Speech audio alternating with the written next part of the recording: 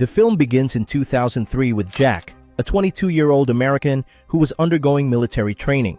After the events of 9/11, he became determined to serve his country, dreaming of making a difference and contributing something meaningful during his military service. Before Jack's departure, his family and friends held a farewell party for him, as they were all saddened by the fact that it was the last night they would spend with him before he left for his service in Iraq. His father spoke to him, expressing that he would be worried about him during his service and would miss him a lot. Jack also spoke with his girlfriend, promising her that he would return to her after his service.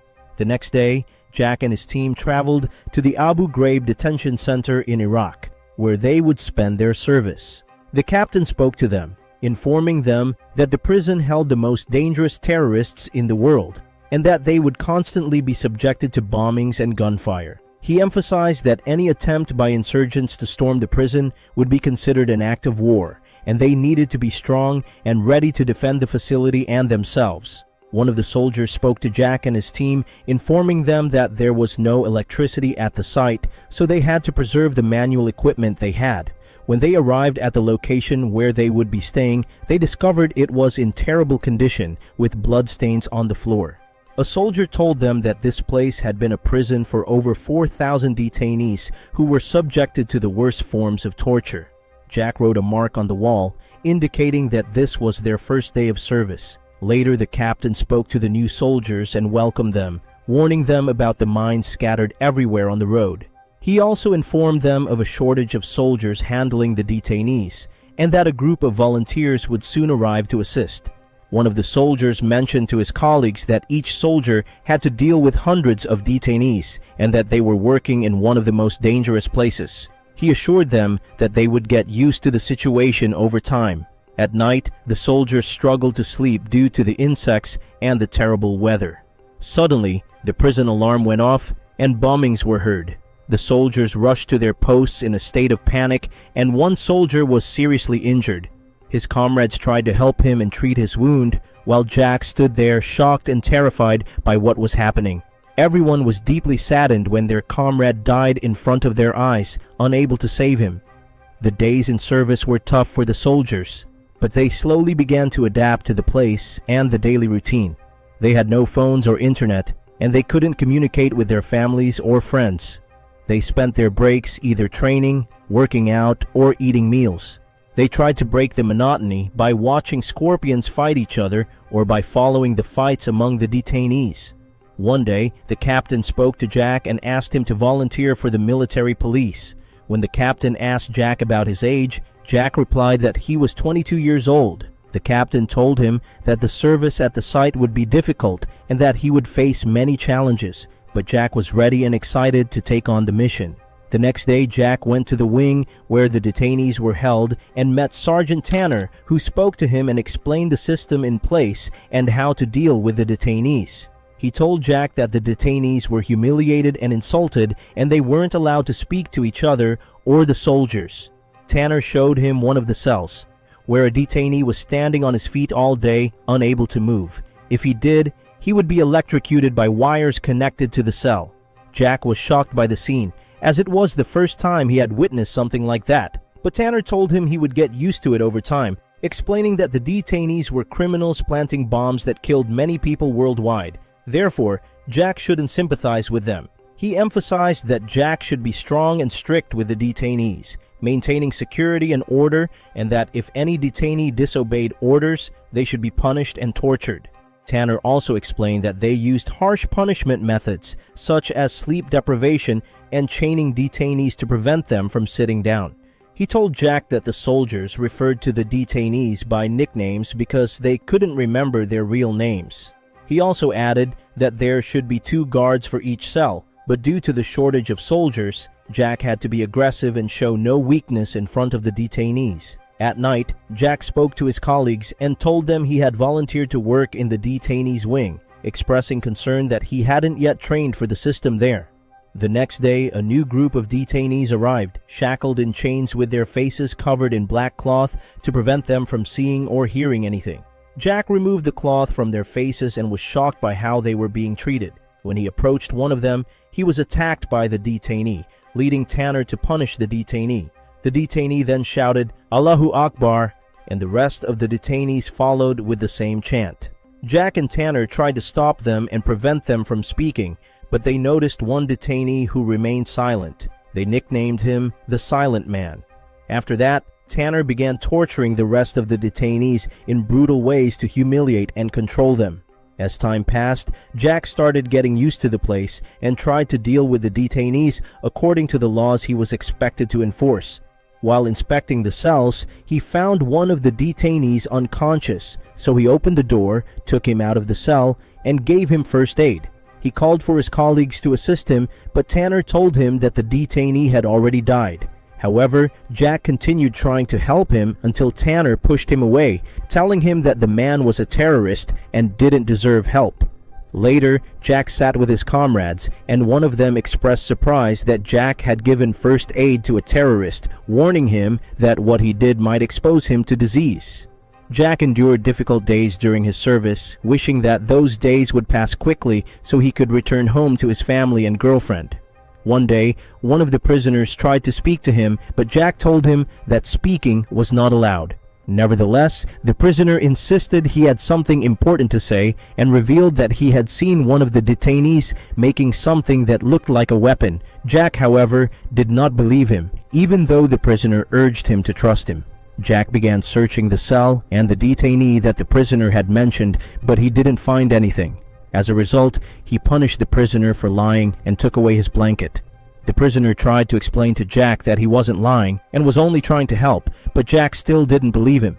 The next day, one of the detainees mocked Jack, while another continued calling him and asked for tissues. When Jack approached to give him the tissues, the detainee attempted to stab him with a sharp object. Jack managed to react quickly and narrowly escaped.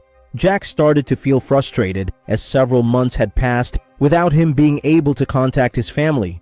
One day he spoke with the prisoner who had warned him about the fellow detainee and asked him how long he had been in Iraq. The prisoner replied that he had been there for a year and asked Jack how he had learned English. The prisoner explained that he had studied at a university in London. Jack then asked the prisoner why he was talking to him, and the prisoner answered that he saw Jack as different from the other soldiers, noticing his humanity when he tried to save the old man who died.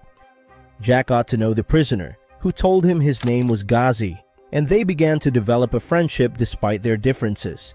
One day, Jack asked Ghazi if he had children, and Ghazi replied that he had a son and a daughter, and that he thought of them every day, hoping to return and live with them. Jack asked Ghazi why he had been arrested, and Ghazi explained that he had been in the city during the attack and was arrested despite being an engineer with a degree from the Islamic University. Ghazi then asked Jack why he was there, and Jack replied that he had a good life but wanted to do something different and make an impact, which is why he joined the military. Jack showed Ghazi a picture of his girlfriend and told him that he planned to propose to her when he returned home. Ghazi promised that he would celebrate their wedding and bring him a chocolate cake when he got out of the detention center. At that moment, two soldiers rushed in and ordered Jack to stay away from Ghazi because talking to the detainees was forbidden. They searched Ghazi's cell, chained him up, and took him away for interrogation. The next day, the captain gathered the soldiers in the meeting room and informed them that their service period had been extended by another year. The soldiers were deeply disheartened as they had been close to returning home, but now they would spend more time in service. Jack began to feel despair as the days dragged on, and each day seemed the same as the last. The soldiers grew increasingly tense and frustrated, with some even suffering mental breakdowns. One day, Jack was in the bathroom when the place was bombed, and he sustained minor injuries. His comrades tried to help him and check on him, but he quickly recovered. Jack went to visit Ghazi and found him exhausted and suffering from the severe cold. He tried to speak with him and asked about what had happened during the interrogation, but Ghazi was unable to respond. Jack left him food in his cell and left. Jack had become so accustomed to the place that he no longer felt fear or was affected by the sounds of the bombings. The days continued with the same routine, with Ghazi being taken out of his cell from time to time for further interrogation. Over time, Jack spoke with the guards and asked to accompany them to the interrogations because he was afraid for Ghazi and felt sympathy for him. The guard asked him if he had spoken to Ghazi or learned anything from him. Jack admitted that he had talked to him and knew him well, insisting that Ghazi was just an ordinary person and hadn't done anything wrong. However, the guard told him to follow orders and not talk to the detainees, warning him that if he revealed their conversations, he would face trouble. Afterward, Jack participated in a training fight between the soldiers. He had to face a strong soldier, and everyone was cheering for the fight between them. Jack tried to overpower the other soldier, but the latter was stronger and landed several heavy blows, knocking Jack down. Despite his comrades' encouragement for him to continue, Jack couldn't win the fight. The next day, the soldiers brought Ghazi back to his cell after the interrogation, chaining him to prevent him from even sitting down, adding to his suffering. Jack felt deep sadness over what was happening to Ghazi and asked him if there was anything he could do to help, but Ghazi replied in despair that there was nothing anyone could do. Ghazi was in pain from the humiliation and suffering he endured, sinking further into hopelessness. Later, the captain spoke to Jack and told him he wouldn't be able to take any leave due to the shortage of guards and that they needed his help during this critical period. One day, Jack saw Ghazi trying to commit suicide. He quickly opened the door and saved him at the last minute, as Ghazi had tried to end his life because of the unbearable injustice he faced. Jack felt powerless and heartbroken that he couldn't help him. On another occasion, Jack heard a strange sound. When he went to investigate, he found one of his fellow soldiers holding a weapon, trying to commit suicide due to the stress and harsh conditions. Jack tried to open the door to help him, but couldn't, watching as the soldier broke down, screamed, and then shot himself in the foot. The next day, the soldiers returned Ghazi to his cell again, chaining him and covering his face with a black cloth.